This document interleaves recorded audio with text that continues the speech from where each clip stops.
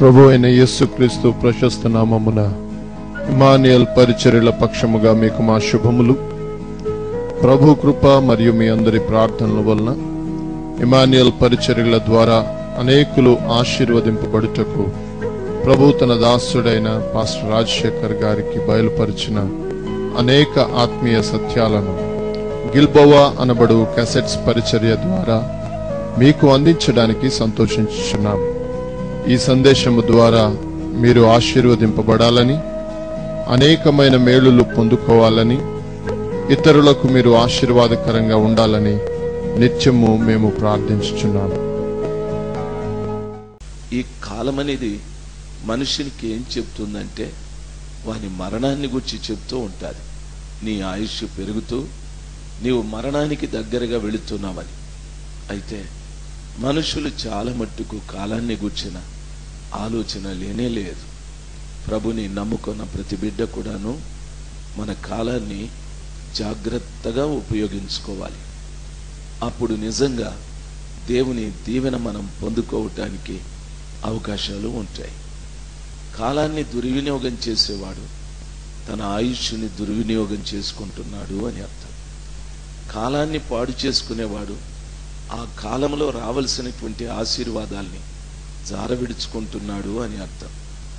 యాకోబుతో దేవుడు మాట్లాడుతూ తాను పద్దనరాముకు వెళ్ళేటప్పుడు యాకోబుతో దేవుడు మాట్లాడుతూ, యాకోబు నువ్వు వెనక్కి వెళ్ళు, ఈ కనిపించే భూమి అంతా కూడాను నేను నీకు ఇస్తాను అని చెప్పాడు. అది రాత్రి ఆయన పడుకొని నిద్రపోతూ ఉన్నాడు. ఆయన తల కింద ఒక రాయి పెట్టుకున్నాడు. ఆయన కలలో దేవదూతలు నిచ్చెన మీద ఎక్కుతూ దిగుతూ ఉన్నట్లు కనిపించారు. ఇది విశేషమైన సమాచారమే. ఉదయాన లేచి యాకోబు నిజంగా గత రాత్రి నాతో మాట్లాడిన దేవునికి నేను లోబడాలి అని చెప్పి తాను వెనక్కి తిరిగి తన తండ్రి ఇంటికి వెళ్ళిపోయి ఉంటే ఆయన ఆశీర్వాదాలు వేరేగా ఉండేవి. అయితే ఉదయాన లేచి ఆయన ఏమంటున్నాడు తెలుసా? యెహోవా దేవా, ఇదిగో నేను వెళుతున్న ఈ మార్గంలో నన్ను ఆశీర్వదించి నాకు తినటానికి ఆహారము, ధరించటానికి దుస్తులు ఇస్తే నీవు నిజంగా నాకు దేవుడువు అని చెప్పి ముందుకు వెళ్ళిపోయాడు. తాను పద్దనరాముకు వెళ్ళిన తరువాత తన మామ కూతుర్లను పెళ్లి చేసుకోవాలనే ఇచ్చ కలిగి ఆయన వివాహ విషయంలో 2 పర్యాయాలు మోసపోయాడు. ఆస్తి విషయంలో కూడా మోసపోయాడు. 21 సంవత్సరం కూలివాడుగా బ్రతకవలసి వచ్చాది. కాలాన్ని పాడు చేసుకున్న యాకోబు తాను 21 సంవత్సరం తన సొంత మామ ఇంటిలో కూలివాడుగా బ్రతికాడు. అంతేకాకుండా తన జీతం విషయంలో 2 పర్యాయాలు మామ అతనికి మోసం చేశాడు. ప్రియ దైవ జనాంగమా, కాలాన్ని దుర్వినియోగం చేసుకోకూడదు. ఓ పెద్దలు నిన్ను హెచ్చరించినప్పుడు, నీ తల్లిదండ్రులు నీకు బుద్ధి చెప్పినప్పుడు, నీ అధికారులు నీకు మంచి సలహా ఇచ్చినప్పుడు, దేవుడు నీతో మాట్లాడినప్పుడు, ఆ కాలం అనేటటువంటిది చాలా శ్రేష్టమైంది. నాతాను ప్రవక్త వచ్చి దావీదు మహారాజుతో అంటున్నాడు, ఒక అధికారి ఉన్నాడు, అతడు తన పనివాని గొర్రె పిల్లను తీసుకొని విందు చేసుకున్నాడండి, ఆ పనివాడు చాలా బాధపడ్డాడు అని హెచ్చరించాడు. వాడెవడో నాకు చెప్తే వాడిని శిక్షిస్తానని చెప్పాడు దావీదు రాజు గారు. వాడెవడో కాదు, నీవే అని చెప్పాడు. నీ దగ్గర పనిచేస్తున్నటువంటి యాయురు భార్యతో తప్పితం చేసి ఆ తప్పును కప్పిపుచ్చుకోవటానికి అతని చంపితివి కదా అని మందలించాడు. దావీదు ఆ మాట విని పశ్చాత్తాపపడాలి, కన్నీరు కార్చాలి. దాన్ని సర్వసాధారణంగా తీసుకున్నాడు. ఒక దైవ సేవకుడు నేను గద్దించినప్పుడు ఆ కాలం నిజంగా మంచి కాలం. దేవుడు నిన్ను సరిచేయటానికి, దేవుడు నిన్ను సరైన మార్గంలో పెట్టడానికి ఆ రీతిగా దైవ సేవకుడు ఆ కాలంలో నిన్ను దర్శించాడు, హెచ్చరించాడు. నీ తల్లిని నీ తండ్రి నిన్ను గద్దించినప్పుడు, నీకు బుద్ధి చెప్పినప్పుడు లోబడాలి. ఆ కాలం చాలా శ్రేష్టమైనది. ఆ కాలాన్ని తిరస్కరిస్తే ఏమవుతుంది అని అడిగితే మరొక కాలంలో ఎవరు నిన్ను గద్దించారో, ఎవరు నిన్ను హెచ్చరించారో ఆ తల్లి తండ్రిని బట్టి ఏడవాల్సి ఉంటుంది. నా తల్లి మాట ఎందుకు వినలేదు, నా తండ్రి మాట ఎందుకు వినలేదు, వాళ్ళకి ఎందుకు నేను అవిధేయత చూపెట్టానని ఎంత ఏడ్చినా ఆ కాలంలో రావాల్సిన ఆశీర్వాదం నువ్వు ఏడ్చే కాలంలో రాదు, నువ్వు ఏడ్చే కాలంలో దొరకదు. చాలా మంది బిడ్డలు ఆ రీతిగా నష్టపోతూ ఉన్నారు. చాలా మంది దేవుని బిడ్డలు దేవుడు హెచ్చరించినప్పుడు లోబడక నష్టపోయినప్పుడు ఏడుస్తూ ఉంటారు. ఆ కాలంలో సరిచేసుకోవలసిన జీవితాన్ని సరిచేసుకోక విచ్చలవిడిగా జీవించి నష్టపోయినప్పుడు ఏడుస్తూ ఉంటారు. నువ్వు ఏడ్చే కాలం నిన్ను హెచ్చరించిన కాలం లాంటిది కాదు. నిన్ను హెచ్చరించిన కాలం నీవు ఏడ్చే కాలం లాంటిది కాదు. ఈ కాలంలో ఏం జరుగుతుందో అది జాగ్రత్తగా గమనించి ఆ కాలానికి అనుగుణ్యంగా నీ ఆత్మీయ జీవితాన్ని గడుపుకుంటే ఎంతో ఆశీర్వదించబడతావు, ఎంతో దీవించబడతావు. నా యేసుక్రీస్తు ప్రభుల వారు నీ వయో పరిమితి అనగా నీ ఆయుష్ కాలం ఎంత ఇచ్చాడో నీకు తెలియదు. ఓ భార్య భర్త ఎంతో సంతోషంగా బ్రతుకుతూ ఉన్నారు. ఉన్నట్టుండి భార్య చనిపోయాది, కారణాలే లేవు. భర్త ఎంత విలపిస్తాడో, భర్త ఎంత ఏడుస్తాడో, అయ్యో నా భార్య చనిపోయాది, అయ్యో నా భార్యనని. ఆమె చనిపోయిన తరువాత భార్యకు తెలుస్తుంది భర్త విలువెంతో. ఒకవేళ భర్తే చనిపోతే భార్యకు తెలుస్తుంది భర్త విలువెంతో. ఇంకెవరిని తన భర్తగా చూడలేదు, అనుభవించలేదు. ఇంకెవరిని తన భార్యగా చూడను లేడు, అనుభవించను లేడు. ఆ కొరతే.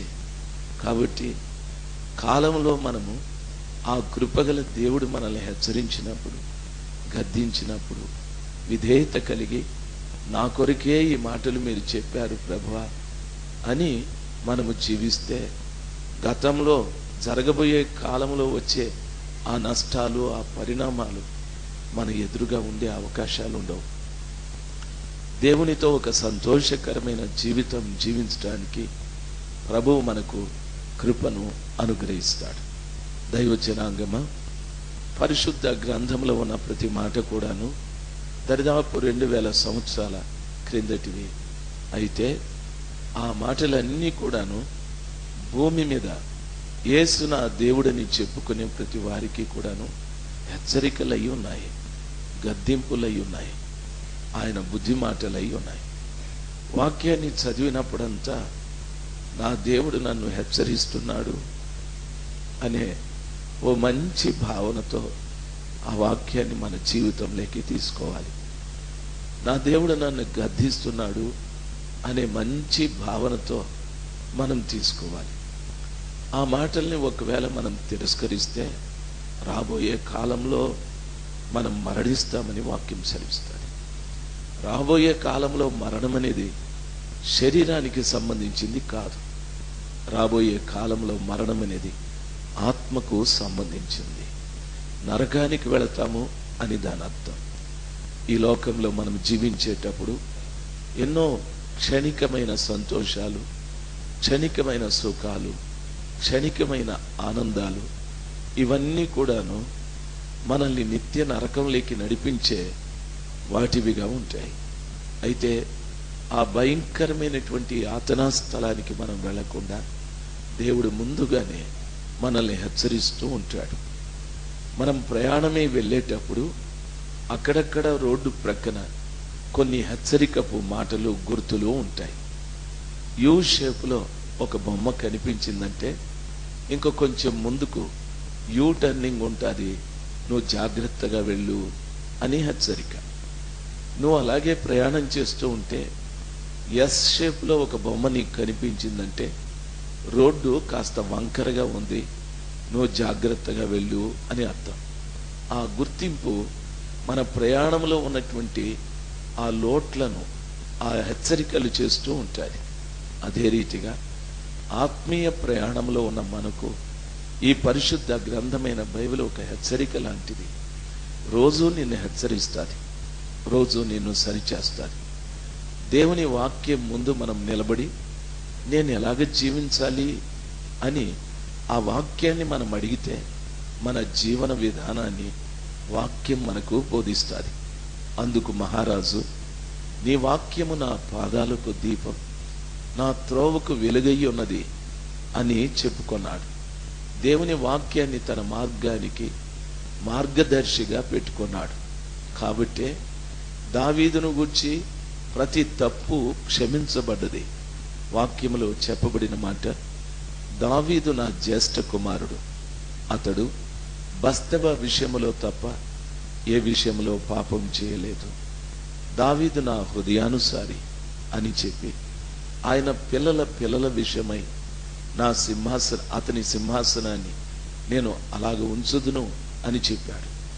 అతని పిల్లలు అంటే దాని అర్థం దావీదు వంశములోను దావీదు గోత్రములోను పుట్టినవాడు యేసయ్య. దావీదు దగ్గర నుండి యేసయ్య వరకు 2000 సంవత్సరాలు. 2000 సంవత్సరాలు యేసయ్య భూమి మీదకి వచ్చినప్పటి నుండి యేసుప్రభుల వారు తిరిగి ఆయన ఆగమనపు దినము వరకు దరిదాపు 2000 సంవత్సరాలు. ఆ రీతిగా 4000 సంవత్సరాల తరువాత ఈ భూమి మీదికి రాజుల రాజుగా వచ్చి పరిపాలించబోయే యేసుక్రీస్తు ప్రభుల వారి వరకు ఆ సింహాసనాన్ని నేను ఉంచుతానని దేవుడు సెలవిచ్చాడు. కాబట్టి ఈ రాత్రి ఈ మధ్యాహ్న సమయమందు మనం ఆలోచించాల్సి ఉంది. నిన్ను హెచ్చరించడానికి, నిన్ను గద్దించడానికి, నీకు బుద్ధి చెప్పటానికి లోకంలో మనుషులు ఉన్నారో లేరో, లేక నీకంటే పెద్దవారు ఉన్నారో లేదో, నీకంటే పెద్దవారు ఉన్నా లేకున్నా దేవుని వాక్యం నీకుంది. ఆ వాక్యాన్ని జాగ్రత్తగా గమనిస్తే క్షణం మనలో ఉన్న లోపాన్ని, మనలో ఉన్న పాపాన్ని అది తెలియజెప్తూ ఉంటుంది. మనం మనుషుల ఎదుట సరిచేయబడడం కంటే వాక్యం ఎదుట మన జీవితాన్ని సరిచేసుకోవడం మంచిది. ఎవరో నన్ను తిట్టారు అనే మాట నా భార్యకు తెలిస్తే, నువ్వెందుకు వాడిని వదిలిపెట్టావు, వాణ్ణి తిట్టు అంటది. అయితే నన్నెవరో తిట్టారు అని వాక్యం దగ్గరికి వెళితే వాక్యం అంటది, నిన్ను దూషించువానికి ప్రతి దూషణ చేయొద్దు అంటది. ఎంత మంచి హెచ్చరిక అది! ఎంత మంచి హెచ్చరిక! దేవుని వాక్యం ఆ రీతిగా మనల్ని హెచ్చరిస్తూ సరిచేస్తూ వెళతాది. నన్ను ఎవడో ఏడ్పించాడు, అయితే వాక్యం సెలవిస్తుంది, నీకు కీడు చేసిన వారికి ప్రతి కీడు చేయొద్దు అని వాక్యం సెలవిస్తుంది. ఎంత మంచి హెచ్చరిక! దైవజనాంగమా, నన్నెవడో నిందించాడు, వాక్యం సెలవిస్తుంది, నిర్నిమిత్తముగా మీ మీద చెడ్డ మాటలెల్లా పలుకున్నప్పుడు మీరు సంతోషించి ఆనందించండి, మీ ఫలం పరలోకంలో అధికమవుతుంది అన్నాడు. నీ మీద చెడ్డ మాటలు చెప్పటానికి కారణాలేమీ అక్కర్లేదు, చెబుతారు, అంతే, చెప్తారు. ఆ విధంగా చెప్పినప్పుడు ఎందుకు నా మీద చెప్పారు అనే వివాదం మనకు ఉండకూడదు. మీరు సంతోషించి ఆనందించండి, మీ ఫలం పరలోకమందు అధికమవుతుంది అని చెప్పాడు. ఇవన్నీ కూడా ఆయన బిడ్డలైనటువంటి మనకు దేవుడిచ్చినటువంటి హెచ్చరికలు. నేను మంచివాడు అని నువ్వు పోట్లాడద్దు, నేను చెడ్డవాడు అని నువ్వు చెప్పుకోనవసరం లేదు. ఏది లోకంలో ఈ కాలంలో నీ ప్రయాణంలో ఏది జరిగినా దానికి నీవు సంతోషించాలి. ఈ కాలం ఎలాగుంటుంది అని క్రీస్తు ప్రభుల వారు చెప్పారంటే, మీరింతవరకు చదువుకున్న సువార్తల్లో ఆయన ఒక హెచ్చరిక చెప్పాడు. యోహాను సువార్త 16వ అధ్యాయం. యోహాను నిజముగా యేసు ప్రభుల వారికి సమీప బంధువు. యోహాను పినతల్లి యేసు ప్రభుల వారి పినతల్లి కుమారుడు. వాస్తవానికి యోహాను యేసు ప్రభుల వారికి చాలా సమీపస్తుడు. ఆయన హృదయాన హత్తుకుని జీవించేటటువంటి వాడు. ఆ యోహాను యేసయ్యను గురించి చాలా వివరాలు రాస్తూ వచ్చాడు. అయితే యోహాను యేసుక్రీస్తు ప్రభుల వారు ఇక తాను శిలువ కార్యక్రమంలో ప్రవేశించక మునుపు శిష్యులతో కొన్ని విషయాలు చెప్పాడు. శిష్యులతో చెప్పిన విషయాలు ఏమిటంటే, నేను ఎంతో కాలం మీతో ఉన్నాను, నేను వెళతాను, నేను వెళితేనే మీకు చాలా మంచిది అని చెప్పాడు. నేను వెళ్ళడమే కాదు, నేను వెళ్ళిన తరువాత నా తండ్రి దగ్గర ఉన్నటువంటి ఆత్మని మీ దగ్గరికి నేను పంపుతాను అని చెప్పాడు. నా తండ్రి దగ్గర ఉన్న ఆత్మ మీ దగ్గరికి వచ్చిన తరువాత ఆత్మ ఏం చేస్తుందంటే మీకు బోధిస్తుంది, మిమ్మల్ని నడిపిస్తుంది, మీకు ఆదరణగా ఉంటుంది అని చాలా చక్కటి మాటలు ప్రభువు చెప్పాడు. నేను వెళతాను, నేను వెళ్ళి నా తండ్రి దగ్గరున్న ఆత్మని పంపుతాను అని చెప్పాడు. చూడండి, యేసయ్య కూడా తండ్రి దగ్గర నుండినే వచ్చాడు. తాను తండ్రి దగ్గరికి వెళ్ళిపోయి ఆ తండ్రి దగ్గరున్న ఆత్మని మీ దగ్గరికి పంపుతానని చెప్పాడు. యేసయ్య తండ్రి దగ్గర నుండి వచ్చి ఆయన కార్చిన రక్తముతో మనల్ని కడిగి శుద్ధీకరించాడు. ఇక ఆయన పని ముగిసిపోయాది, ఇంకా ఆయన ఉండడం లేదు. అందుకని నేను వెళతాను అని చెప్పాడు. యేసయ్య నిజంగా వెళ్ళాడు. వెళ్ళి ఎవరు ఆయన రక్తముతో కడగబడ్డారో వాళ్ళని ఆదరించటానికి, వారికి చెప్పటానికి, వారిని నడిపించటానికి ఆత్మని ఆయన పంపించాడు. ఆ ఆత్మ పేరు పరిశుద్ధాత్మ అని చెప్పాడు. అయితే ఆత్మ రాకమునుపు, ఆత్మను క్రీస్తు ప్రభువుల వారు పంపకమునుపు లోకంలో పరిస్థితి ఎలాగుంటుంది అనే విషయాన్ని కూడా చెప్పాడు. మొదటి వచనంలో చెప్పిన మాట, మీరు అభ్యంతర పడకుండవలెనని ఈ మాటలు మీతో చెప్పుచున్నాను అని చెప్పాడు. అనగా క్రీస్తు కొరకు జీవించే ప్రతి వాడికి కూడాను అభ్యంతరాలు ఉంటాయి. వాని సంసారిక జీవితం కానీ, లేక వ్యక్తిగతమైన జీవితం కానీ, సమాజంలో జీవితం కానీ, సంఘములో జీవితం కానీ అభ్యంతరాలు అనేటివి ఉంటాయి. ఈ అభ్యంతరాలు ఎలాగొస్తాయి అని అడిగితే అది నీ కుటుంబీకుల ద్వారా రావచ్చు, నీ సంఘం ద్వారా రావచ్చు, సమాజం ద్వారా రావచ్చు. అభ్యంతరం అనేది ఖచ్చితంగా వస్తుంది. ఎందుకు అభ్యంతరము? నేను ఇంత భక్తిగా జీవిస్తున్నానే, నాకెందుకు అభ్యంతరాలు అనే ఆలోచన రావచ్చు. అభ్యంతరాలు అనేటటువంటి రావటానికి గల కారణము, ఆ కృప కలిగినటువంటి దేవుడు నీ భక్తిని బలపరచటానికి, నీ నీతిని బలపరచటానికి, నీ యథార్థతను బలపరచటానికి, దేవునితో నీకుండే సంబంధము ఇంకా స్థిరపడటానికి నన్ను గమనించాలి. ఒక పర్యాయం చైనా దేశంలో భయంకరమైనటువంటి హింస అయ్యాది. ప్రస్తుతం చైనా దేశంలో అక్కడక్కడ సంఘాలు ఉన్నాయి. ఆ చైనా దేశంలో ఉన్నటువంటి అధికారులు చెప్పే మాట, మీరు మీ దేవాలయానికి వెళ్ళి ప్రార్థన చేసుకోవచ్చు, అయితే ఎవరికి మతాన్ని గురించి చెప్పకూడదు అని ఖచ్చితంగా చెప్తారు. ఒకవేళ అలాంటి నేరాలు ఏమైనా చేస్తే అది ప్రభుత్వం దృష్టికి మతాన్ని గురించి చెప్పడం అనేది నేరమే. వాళ్ళను చెట్లకు కట్టి కొట్టడమో చంపడమో ఇలాంటివి జరుగుతాయి. ఆ రీతిగా ఆ చైనా దేశంలో ఒకసారి యేసయ్యని నమ్ముకున్నటువంటి బిడ్డలకు భయంకరమైన హింస ప్రారంభమయ్యాది, అభ్యంతరాలు ప్రారంభమయ్యాయి. చాలా మంది వెనక్కి వెళ్ళిపోయారు. ఈ యేసయ్యని నమ్ముకొని ఇన్ని అభ్యంతరాలా అనని. ఒకసారి జరిగిన సంఘటన, ఒక కుటుంబంలో ఆరాధన జరుగుతూ ఉంటే ప్రభుత్వం వారు వచ్చి ఆ కుటుంబంలో ఉన్న వారిని అందరినీ పట్టుకున్నారు. పట్టుకున్న తరువాత ప్రతి వారు ఇచ్చిన జవాబు ఏమిటంటే, మేము ఊరికే వచ్చాం, మీరు పిలిస్తే వచ్చాం, మాకు యేసయ్య తెలియదు, మేము యేసయ్యని నమ్ముకోలేదని ఏవో సాకులు చెప్పి వెళ్ళిపోయారు. ఆఖరికి ఆ ఇంట్లో వారు కూడాను మేము యేసయ్యని నమ్ముకోలేదండి అని గట్టిగా చెప్పేశారు. ఆ ఇంట్లో దరిదాపు 14-15 సంవత్సరాల ఈడు కలిగిన ఓ చిన్న బిడ్డ. వీళ్ళందరూ సాకులు చెప్పి వెళ్ళిపోతూ ఉంటే ఆ బిడ్డ మాత్రము అలాగే ధైర్యంగా నిలబడ్డది. ఆ పోలీసు వారు చెప్పిన పని ఏమిటంటే, మీరు యేసయ్యని నమ్మలేదు కదా, ఆ బైబిల్ కింద పడేసి దాని మీద ఉమ్మేసి వెళ్ళండి అని చెప్పారు. అందరు బైబిల్ కిందేసి ఉమ్మి పూసేసి దాని మీద వెళ్ళిపోతూ ఉన్నారు. ఈ 14-15 సంవత్సరాల వయసు కలిగిన బిడ్డ తన హృదయం పిండబడి, నా యేసు నా కొరకు ప్రాణం పెడితే ఆ యేసు మొక్క మీద నేను ఉమ్మి వేయాలా అని ఆ బైబిళ్ళన్నీ కూడా తీసి తనకున్న బట్టలతో శుభ్రంగా దాన్ని తుడిచి వాటిని ముద్దు పెట్టుకొని బైబిల్ అన్నిటినీ పక్కన పేర్చుతూ వచ్చారు. పోలీసులకి అది చాలా కోపం అనిపించారు. వాళ్ళు అంటున్నారు, అమ్మాయి నువ్వు చేసే పనేమి, మేం చెప్పిన పనేమి? వాళ్ళందరూ అలాగే చేసి బయటికి వెళ్ళిపోయారు, బతికిపోయారు. నువ్వు చేస్తున్న పని అసలు బాగాలేదు, నిన్ను చంపేస్తాము అని చెప్పారు. అమ్మాయి వాళ్ళు మాట్లాడుతూ ఉన్న ఆ బైబిల్ మీద ఎంగిలంతా తుడిచి బైబిల్ని ప్రక్కకు పెట్టి ఆమె అంటుంది, ఇప్పుడు నన్ను చంపండి, ఇప్పుడు నన్ను చంపితే మీ కక్ష తీరుతుంది, ఇప్పుడు నన్ను చంపితే మీ కోపం తగ్గుతుంది.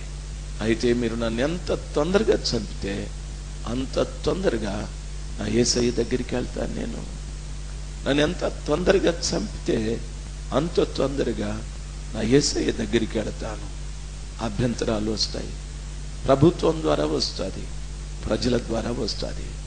అమ్మాయి తల్లిదండ్రులు ఇంటి బయట నిలబడి అమ్మాయి పేరు పెట్టి పిలిచి, నీకు బుద్ధి ఉందా, బయటికి రా, నువ్వు కూడా ఉమ్మేసి బయటికి రా, మాకు భక్తి లేదా, మేము ఉమ్మేసి బయటికి రాలేదా, బయటికి రా, బయటికి రా అని పిలిస్తే అమ్మాయి అంటుంది, అమ్మా నాయన మీరు పెద్ద తప్పు చేశారు, మీరు చేసిన తప్పు నన్ను కూడా చేయనివ్వకండి, దయచేసి నా యేసు కొరకు నేను ప్రాణం ఇస్తాను, నా యేసు కొరకు నేను ప్రాణం ఇస్తాను.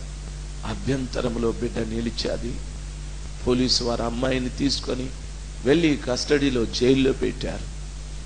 పెట్టి వారం 10 రోజులు ఆ బిడ్డకు కఠిన శిక్ష, ఒక పూట ఏదో జైల్లో ఇచ్చే భోజనం ఇచ్చారు. అయితే వారం రోజుల తరువాత జైలు అధికారి వెళ్ళి అడిగితే, మీరు ఇలాగ చేస్తే కాదండి, ఇలాగ చేస్తే ప్రయోజనం ఏముంది, నన్ను చంపండి, నా యేసయ్య దగ్గరికి నేను వెళ్ళాలి, నన్ను చంపమని. వారికి చాలా కోపం వచ్చి వారు చేసిన పని ఏమిటంటే, అది చలికాలం, వారు ఒక బ్రిడ్జి మీదకి తీసుకెళ్లి ఊర్లో అనేకులకి ఈ కబురు పంపించారు. అది తెల్లవారుజాము 3-4 గంటల మధ్య కాలం, విపరీతమైన చలి. ఆ చలికి నీళ్లు ఐసులాగా గడ్డగట్టే పరిస్థితులు. ఆ బ్రిడ్జి మీద నుండి ఆ అమ్మాయి 2 కాళ్ళు తాడుకు కట్టి ఆ నీళ్ళలోకి దించారు. ఆ నీళ్ళలోకి దించి తిరిగి పైకి లాగి అడుగుతున్నారు, ఇప్పటికైనా మానేస్తావా, యేసు అని మానేస్తావా అని అడిగితే అమ్మాయి అంటుంది, ఇప్పుడు కాదండి, ఎప్పటికీ నేను మాననని. ఆ అమ్మాయిని అలాగ ముంచుతూ లాగుతూ ఉంటే ఆ బిడ్డ శరీరం పూర్తిగా రక్తం గడ్డగట్టి ఎప్పుడూ చచ్చిపోయాది. ఆ బిడ్డ చచ్చిపోయాది. దైవ జనాంగమా, అభ్యంతరాలు వస్తాయి.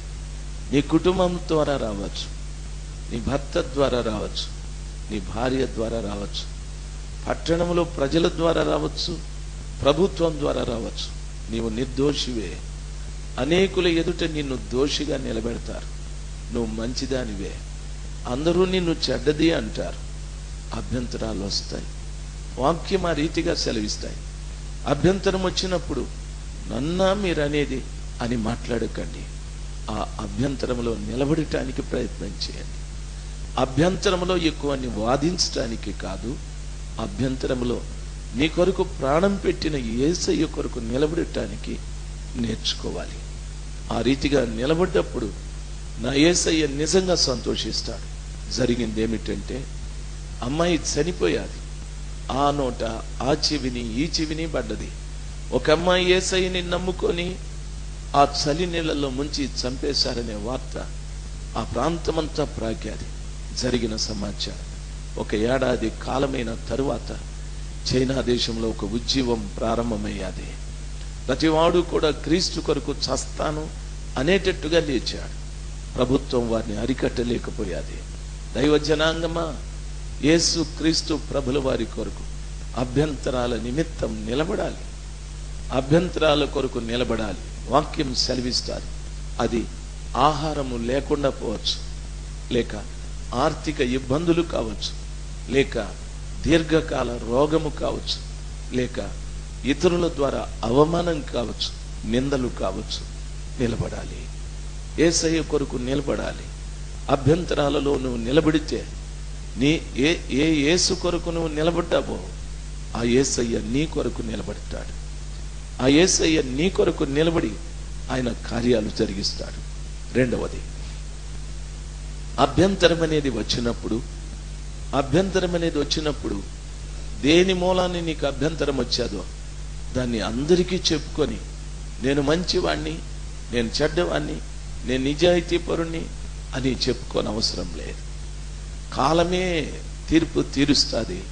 కాలమే నీ నిజాయితీని రుజువుపరుస్తుంది. అభ్యంతరాలు వచ్చినప్పుడు ఎవరికో వెళ్ళి నీ బాధను చెప్పుకోవాలని ప్రయత్నం చేయకు. ఎందుకంటే వాక్యం ఈ రీతిగా సెలవిస్తుంది, ఆయన బలిష్టమైన చేతి కింద దీన మనస్కులయుండుడి, దీనత్వాన్ని కలిగి ఉండుడి. ఒక రోజు రాబోతుంది, ఆయనే మిమ్మల్ని హెచ్చిస్తాడు అని చెప్పాడు. ఆయనే మిమ్మల్ని హెచ్చిస్తాడు అని చెప్పాడు. దైవ జనాంగమా, దేవుడు నిజంగా కనికరం కలిగినటువంటి వాడు. నేను ఈ విషయం చెప్పకూడదు కానీ, అయితే అభ్యంతరాలు ఎలాగుంటాయి అనేటివి మీకు అర్థమవటానికి చెప్తాను. 86వ సంవత్సరాన ఇమ్మాన్యుయల్ చర్చి ప్రారంభమైనప్పుడు ఏదో కొన్ని గొడవల వల్ల నన్ను మా తమ్ముడు చర్చిలోకి రానివ్వలేదు, దాదాపు చాలా రోజులు. అయితే దొరసామి నాయన గారి ఇంటి దగ్గర ప్రార్థన జరిగేది. అందరూ చెప్పులు వదిలిపెట్టే దగ్గర నేను కూర్చునేవాడిని. ఆదివారం వెళ్ళి చెప్పులు వదిలే దగ్గర కూర్చునేవాడిని. అందరు అడిగేవాళ్ళు, ఊరికేనే అని చెప్పేవాడిని. మా భార్య చాలాసార్లు అడిగింది, మీ అన్న లోపలికి వస్తాడని. రానివ్వలేదు, మా తమ్ముడు రానివ్వలేదు. 1 మాసం, 2 మాసాలు, 3 మాసాలు ఓర్చుకొని అక్కడే కూర్చున్నాను, చెప్పుల దగ్గరనే, ఆ ఎండలోనే, చెప్పుల దగ్గరనే. అది రోడ్డు, ఇంకెక్కడ కూర్చోవటానికి వీల్లేదు. 3 మాసాలు పైన అయిన తర్వాత దొరసామి నాయన గారు మా తమ్ముతో అన్నాడు, ఈయన బోధించేవాడు ఏమింత కఠినం, ఆయన కనీసం లోపలికి వచ్చి కూర్చోనండి అని. అప్పుడు హార్మోనియం వాయించేదానికి పర్మిషన్ ఇచ్చినారు. హార్మోనియం వాయించడానికి ఎందుకు చెప్తున్నానంటే, అభ్యంతరాలు వస్తాయి, అభ్యంతరంలో నిలబడేది నేర్చుకోవాలి. ఎందుకు అని వాదించుంటే ఈరోజు ఇక్కడ నిలబడి ఉండేవాడిని కాదు నేను. అవమానాలు వస్తాయి, ఓర్చుకోవాలి. ఎందుకు అని అడగటానికి కాదు, దేవుని కొరకు, ఆయన కొరకు మనం నిలబడాలి. ఆయన కొరకు మనం నిలబడాలి. నిన్ను ప్రేమించేవారు అనొచ్చు, నిన్ను ద్వేషించేవారు అనొచ్చు, నీ స్నేహితులు అనొచ్చు, నీ తోడబుట్టిన వారు అనొచ్చు, నీ భార్య అనొచ్చు, నీ బిడ్డలు కూడా అనొచ్చు. అభ్యంతరాలు వస్తాయి, అయితే నిలబడాలి. దేవుని వాక్యంలో చెప్పిన రెండవ మాట ఏమిటంటే, అభ్యంతర పడకుండా వలెనని నేను మీతో ఈ మాటలు చెప్పుచున్నాను. వారు మిమ్మను సమాజ మందిరములలో నుండి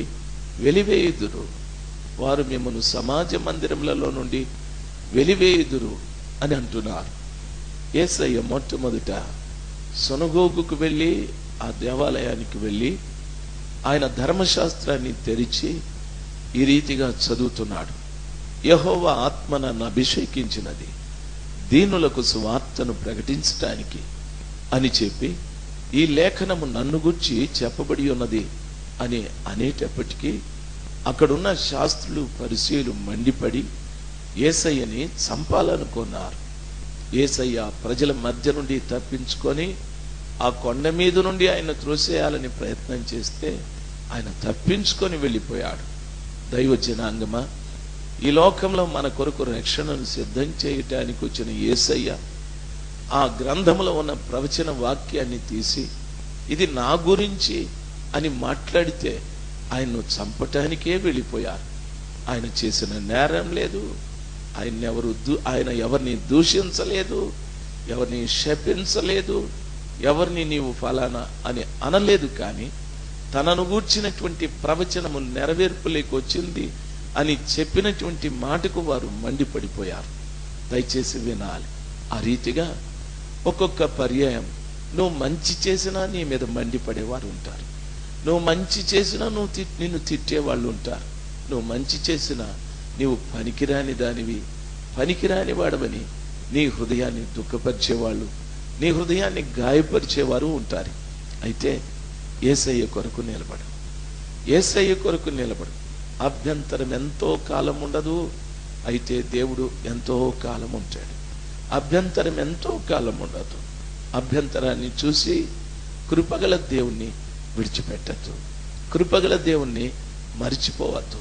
నా యేసు నాకు కావాలి, నా యేసు నాకు కావాలి, నా యేసు నాకు కావాలి అనే దృఢమైన నిశ్చయతతో నిలబడు.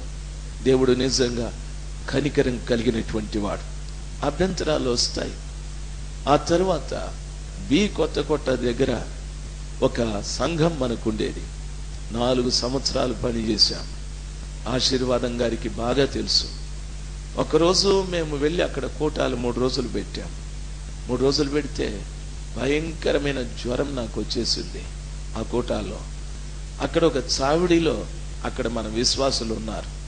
కనీసం నీళ్లు తాగమని కానీ, వంట చేసుకోవటానికి పాత్ర అడిగితే పాత్ర కానీ, పడుకోవటానికి చాప అడిగితే చాప కానీ ఇవ్వలేదు. చాలా కష్టపడ్డాం. అయితే మన సహవాసంలో ఒక సహోదరుడు ఉండేవాడు. ఆయన హోటల్లో చెప్పి భోజనాలన్నీ తీసుకొచ్చి పెట్టాడు.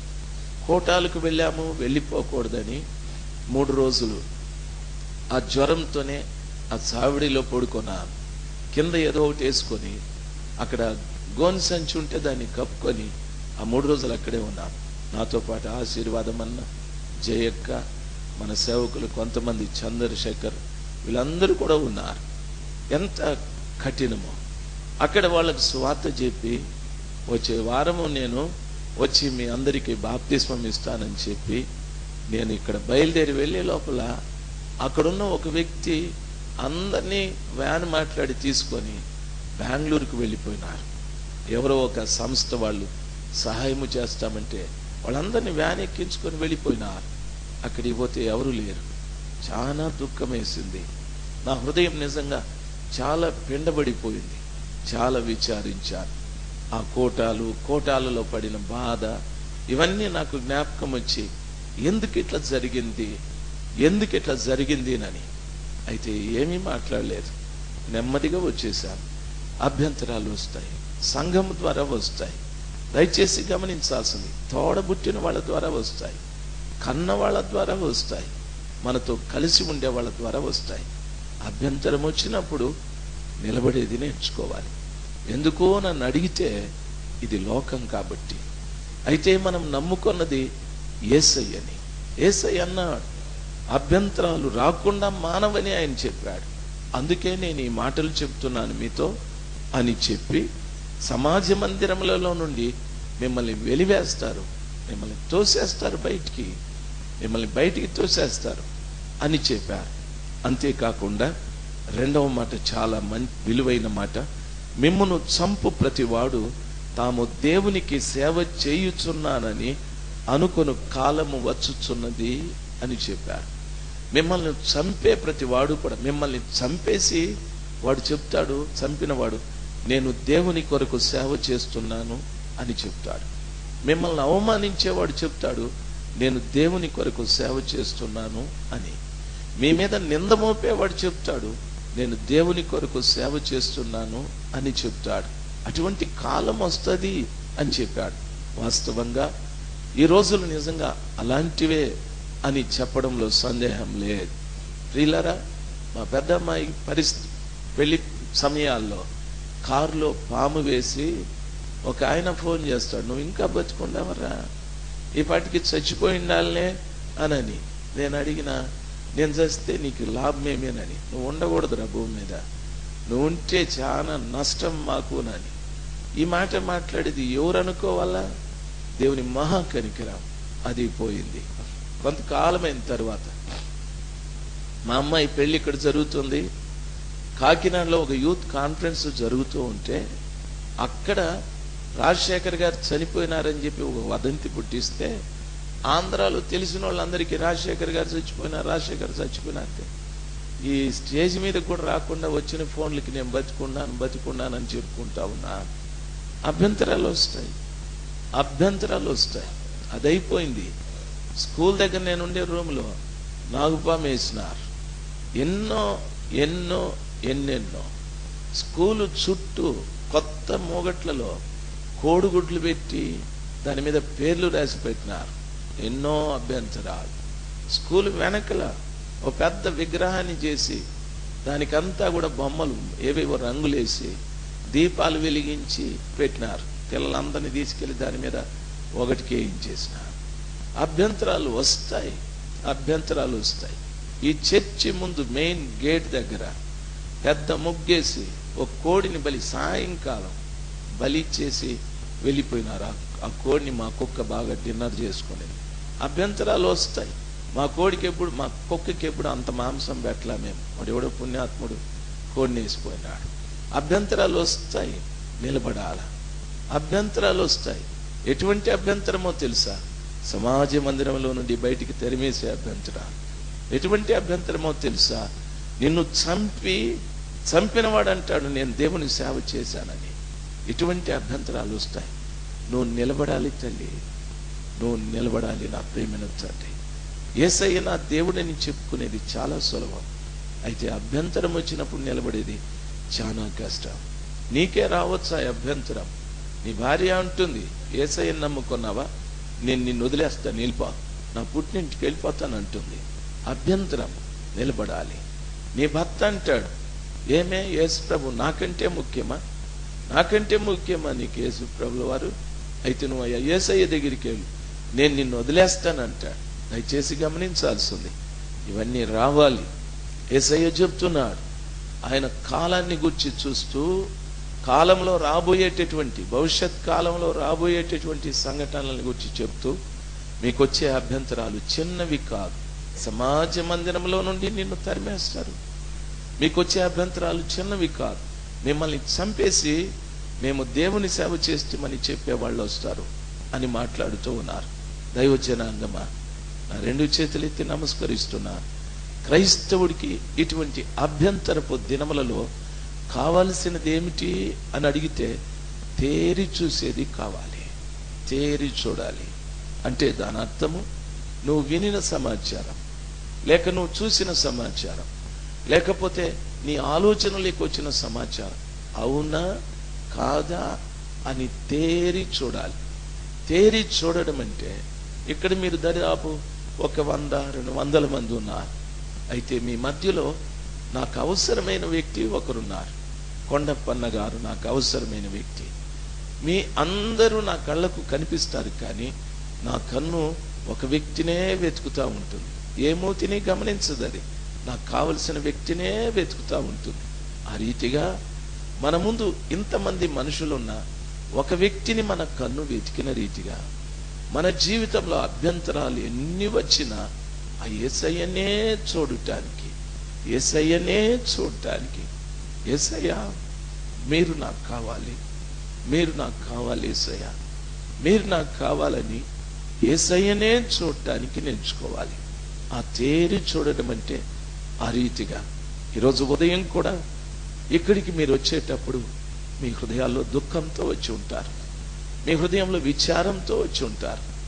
ఏదో పని జరగలేదని, ఎవరో ఏదో నన్ను అన్నారని, ఏదో మీరు అనుకున్నది జరగలేదని, లేక మీ కుటుంబంలో వ్యక్తుల పరిస్థితి బాగలేదని, మీ ఆర్థిక ఇబ్బందులు బాగలేదని, మీ శరీరంలో ఆరోగ్యం లేదని, ఏదో అభ్యంతరం.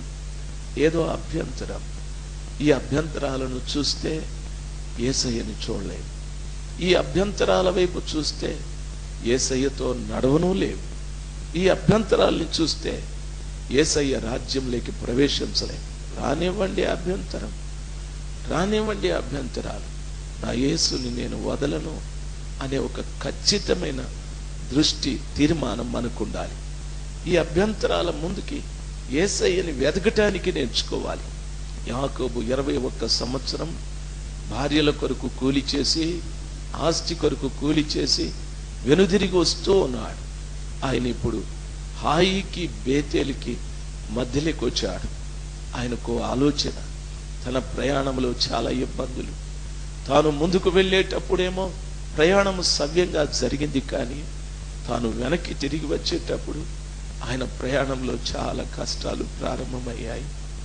ఆయన వెనక్కి తిరిగి తన సొంత దేశానికి వస్తున్నప్పుడు తన అన్నయ్యన ఏశావు తను ఎక్కడ చంపేస్తాడో అని ఒక దీర్ఘ కాలం నుండి భయం అలాగే ఉండిపోయాది ఆయనకి.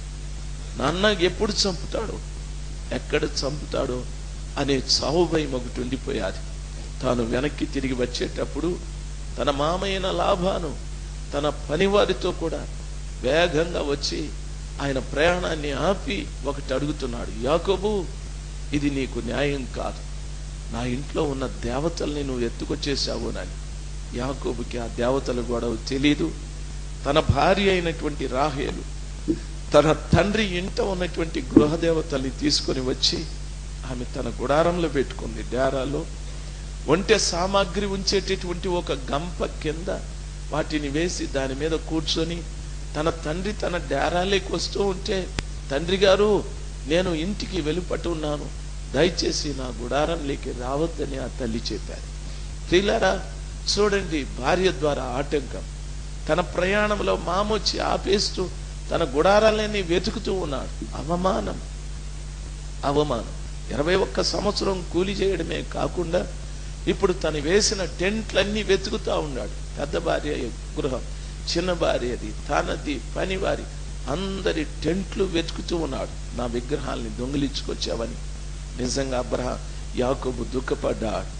అది దాటి ప్రయాణమే వస్తూ ఉన్నాడు. జరిగిందేమిటో తెలుసా?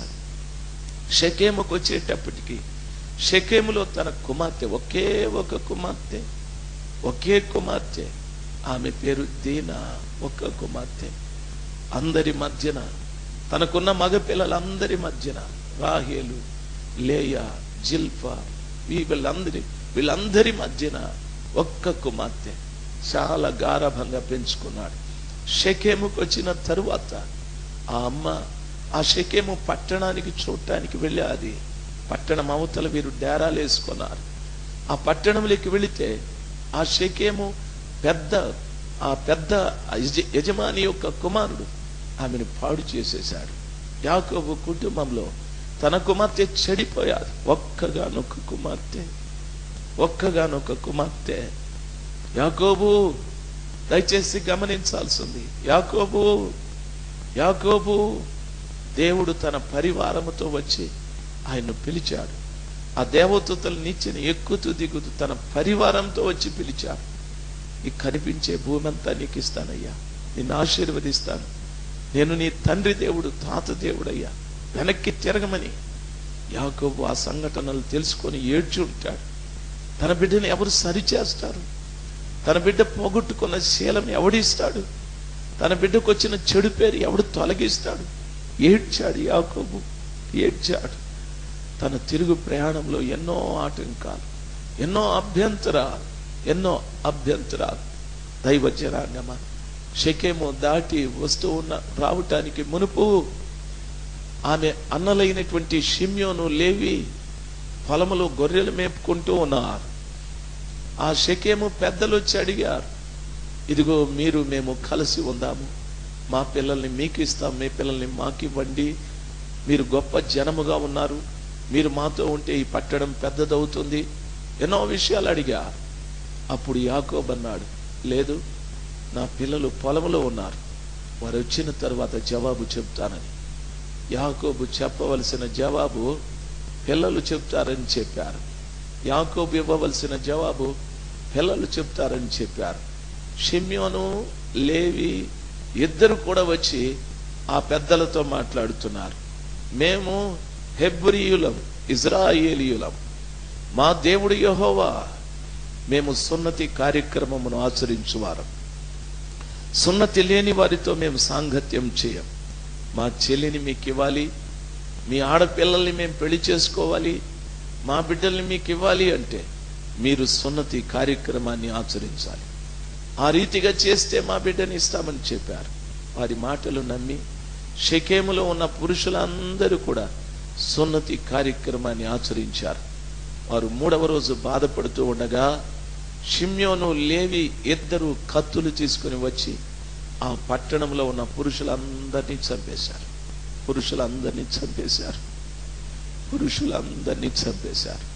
దైవజనాంగమా, తన బిడ్డ చెడిపోయిందనే దుఃఖము కాదు, ఒక అభ్యంతరం కాదు, తన పిల్లలు హంతకులైపోయారనే మరొక అభ్యంతరం. ఇలాంటి పరిస్థితి నన్ను బాగా గమనించవలసిన విషయం. అభ్యంతరాలు వస్తాయి. అయితే యాకోబు దేవుణ్ణి విడిచిపెట్టలేదు. హాయికి బేతేలుకి మధ్యన వచ్చి తన భార్యల్ని, పిల్లల్ని, ఆస్తిని, పనివారిని అందరినీ ముందుకు పంపించి హాయి దగ్గర నిలబడిపోయాడు. నిలబడి పెనుయేలు దగ్గర నిలబడిపోయాడు. పెనుయేలు దగ్గర నిలబడి రాత్రంతా దేవునితో పోరాడుతూ ఉన్నాడు, ప్రార్థిస్తూ ఉన్నాడు. ప్రభా, నన్ను ఆశీర్వదించండి, నన్ను ఆశీర్వదించండి, ఈ అభ్యంతరాలు నేను తట్టుకోలేను, నన్ను ఆశీర్వదించండి, నన్ను ఆశీర్వదించండి. ఆ రాత్రంతా కూడా తాను దేవునితో పెనుగులాడాడు. దేవుడు అతని పేరడిగాడు, అతని గూటి మీద కొట్టాడు. అతన్ని ఆశీర్వదించి ఇక మీదట నీ పేరు ఇజ్రాయేలు అని చెప్పి పంపించాడు. దైవ జనాంగమా, దయచేసి గమనించాలి. ఎన్ని అభ్యంతరములు వచ్చినా అభ్యంతరముల తరువాత దేవునితో కలుసుకునే అవకాశం ఒకటి ఉంది.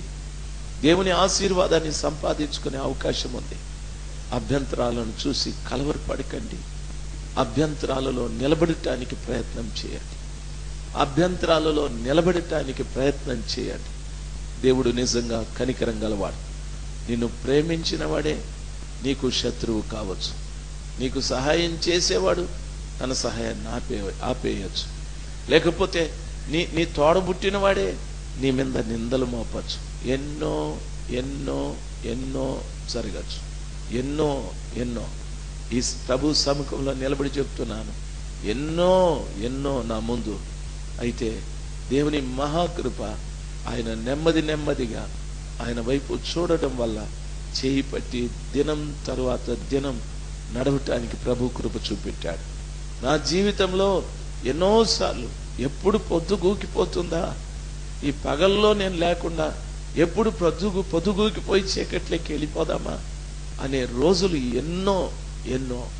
దైవజనాంగమా, అభ్యంతరాలు వస్తాయండి, అభ్యంతరాలు వస్తాయి. ఆ అభ్యంతరముతో నిన్నింట్లో నుండి బయటికి గెంటేస్తారు. దానికి కారణాలు ఉండవు. సమాజ మందిరంలో నుండి బయటికి గెంటుతారు, కారణాలు ఉండవు. నిన్ను చంపుతారు, చంపి నేను దేవునికి సేవ చేశానని చెప్తారు. ఇటువంటివన్నీ వస్తాయని ప్రభుల వారు సెలవిచ్చారు. అయితే వీటి మధ్యన మనం ఓదార్చబడటానికి, ధైర్యంగా ఉండటానికి, దేవునితో పాటు నడవటానికి మనకు తేరి చూసే ఆ గుణం కావాలి. మన ముందున్న సమస్యల్ని చూస్తూ ఉంటే నిజంగా కలవరి పడిపోతావు, భయపడిపోతావు, దిగులు పడిపోతావు, కృంగిపోతావు, కొమిలిపోతావు. తేరి చూడాలి. నీ ప్రభువు నీ కొరకు కనిపెడుతూ ఉన్నాడు. ఆయన్ని తేరి చూడాలి, ఆయన వైపు చూడాలి, ఆయన వైపు చూడాలి. ఆయన ఒక్కడే మనల్ని ఆదరించేవాడు, ఆయన ఒక్కడే మనల్ని ధైర్యపరిచేవాడు, ఆయన ఒక్కడే మనల్ని ఆదరించేవాడు, ఆయన ఒక్కడే మనల్ని అద్దరికి నడిపించేవాడు. ఇంకెవరు లోకంలో లేరు, ఇంకెవరు లోకంలో లేరు. నాకెందరో ఉన్నారు అన్నవారందరూ కూడాను మన అభ్యంతరాలలో బయటికి నడిపించేవారు కాదు. అక్కడ వదిలిపెట్టి వెళ్ళిపోతారు, వదిలేసి వెళ్ళిపోతారు, వదిలేసి వెళ్ళిపోతారు.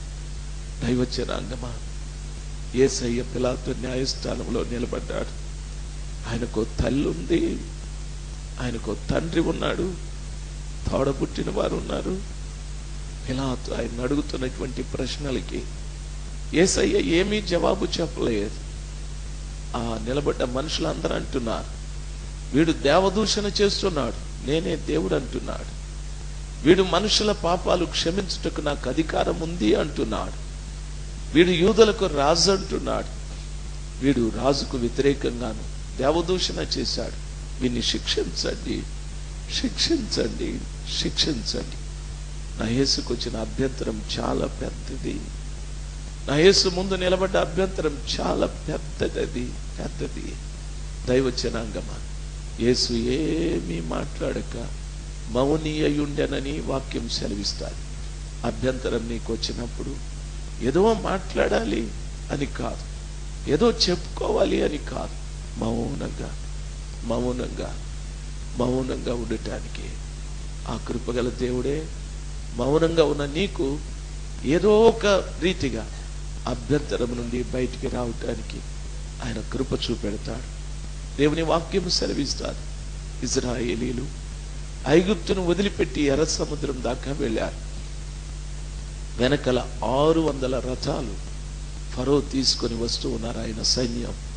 ముందు ఎర్ర సముద్రం, పెద్ద అభ్యంతరం, మనుషులు దాటలేని సముద్రం ముందు, మనుషులు జయించలేనటువంటి సైన్యం వెనక. ఎంత అభ్యంతరమో, ఎంత అభ్యంతరమో. ఆ అభ్యంతరం మధ్యన వాళ్ళు వారి దేవుణ్ణి చూశారు, వారి దేవుడైన యెహోవాను చూశారు, వారి దేవుడైన యెహోవాను చూశారు. మోషే అంటున్నాడు, మీరు ఊరకుండుడి, యెహోవా మీకు రక్షణ కలుగజేయను. మీరు ఊరకుండుడి, ఏడవద్దు, సనగద్దు, గొనగద్దు, తిరుగుబాటు చేయొద్దు, దేవుని మీద విసుక్కోకు, నా మీద కోపపడద్దండి, మీరు ఊరుకొనండి, యెహోవా మీకు రక్షణ కలుగజేస్తాడని. ఇజ్రాయేలీల ప్రజలు ఊరుకున్నారు. నా దేవుడు వారికి రక్షణ కలిగించడానికి ఓ పెద్ద మేఘం ఫరో సైన్యానికి అడ్డుగా నిలబడ్డది. మేఘము యొక్క విశేషం ఏమిటంటే, ఇజ్రాయేలీయుల వైపు వెలుతురు, ఐగుప్తీయుల వైపు చీకటి.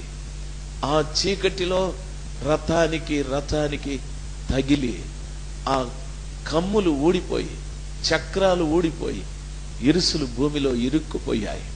వారి ప్రయాణము కష్టమైపోయాది, వారి ప్రయాణం ఇబ్బందికరమైపోయాది.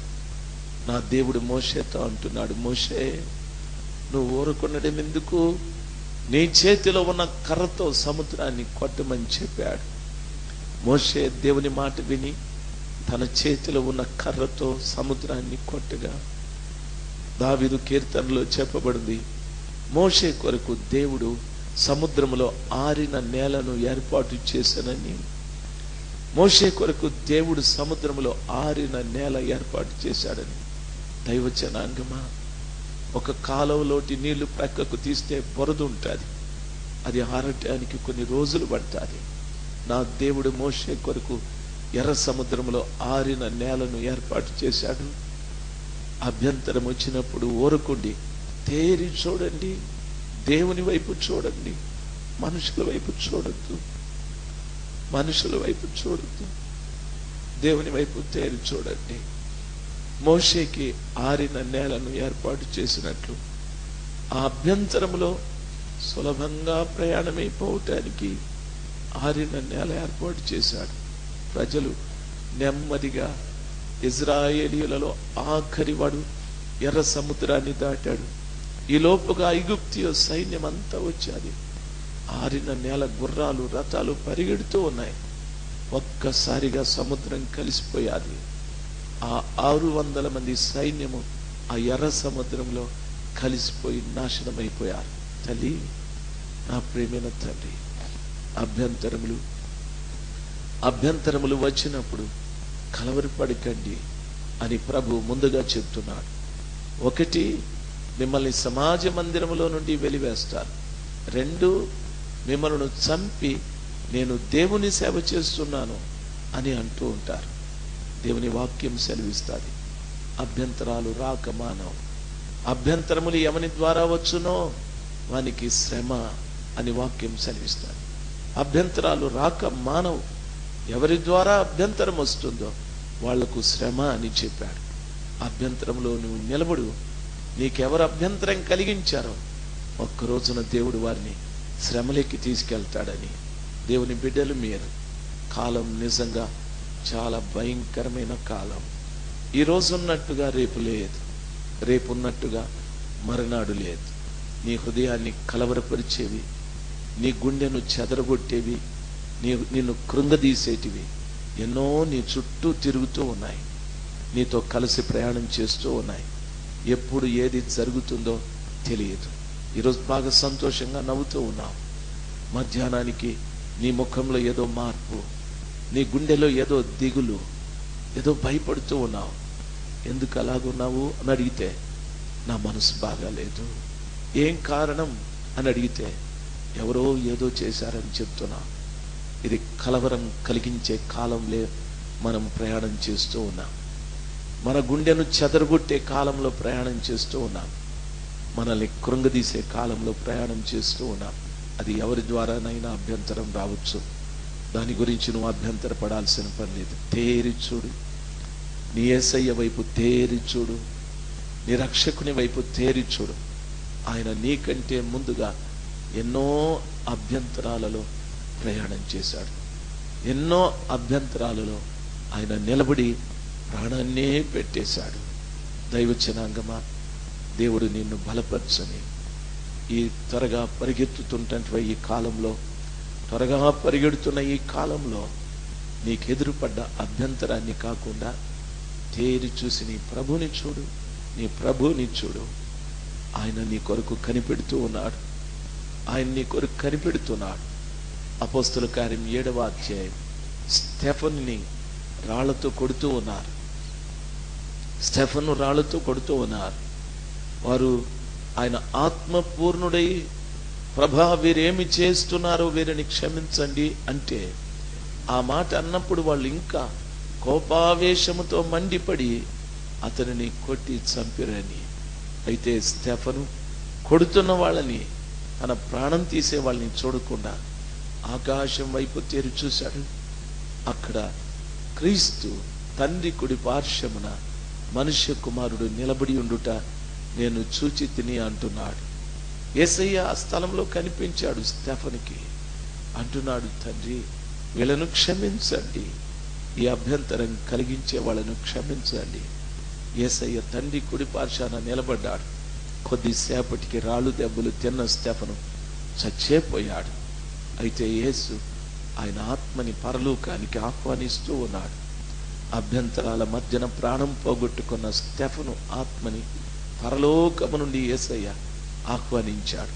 అభ్యంతరాలను చూడొద్దు, అభ్యంతరం కలిగించే వాళ్ళని చూడొద్దు. తేరి యేసయ్యని చూడు, తేరి యేసయ్యని చూడు. ఆయన నీ కొరకు తండ్రి దగ్గర నిలబడి నీకు ఆహ్వానం ఇస్తూ ఉన్నాడు. నిన్ను ఆయన దగ్గరికి తీసుకోవటానికి, నిన్ను ఆయన రాజ్యంలోకి చేర్చుకోవటానికి. దయచేసి కళ్ళు మూసుకున్నాను, దయచేసి కళ్ళు మూసుకున్నాను. మరలా మీ పాదాలను సమీపించటానికి మాకు మీరు ఇచ్చిన ఈ గొప్ప భాగ్యం కొరకు స్తోత్రాలు, ఎనలేని వందనాలు స్వామి. మమ్మల్ని బలపరచండి, నీ కృపలో మమ్మల్ని జ్ఞాపకం చేసుకొని స్థిరపరచండి. మీ శ్రేష్టమైనటువంటి ఆలోచనలు మాకిచ్చి మమ్మల్ని దినదినము నడిపించండి స్వామి. మీ శరీరాన్ని భుజించాము, మీ రక్తాన్ని సేవించాము. మీ వలే మమ్మల్ని మార్చండి తండ్రి, మీ వలే మమ్మల్ని మార్చండి. మీరే మహిమ పొందుకోమని యేసు నామమున ప్రార్థించి వేడుకుంటున్నాము తండ్రి, ఆమేన్. ప్రియ దైవజనాంగమా, ఈ సందేశము మీకు ఆశీర్వాదకరంగా ఉన్నదని మేము నమ్ముచున్నాము. దీని ద్వారా మీరు పొందిన ఆత్మీయ మేలులను మాకు తెలియచేయండి. మీ ప్రార్థన అవసరతల కొరకు, మా ఇతర క్యాసెట్స్ మరియు సిడీల వివరాల కొరకు మమ్మల్ని సంప్రదించండి. మా అడ్రస్ ఇమానియేలు పరిచర్యలు, చర్చ్ స్ట్రీట్, బకావాని తోట, చిత్తూరు బస్ స్టాండ్ ప్రక్కన, మదనపల్లె 517325. మా ల్యాండ్ ఫోన్ నంబర్ 085712252929. ప్రభు మిమ్మల్ని ఆశీర్వదించునుగాక. ఆమేన్.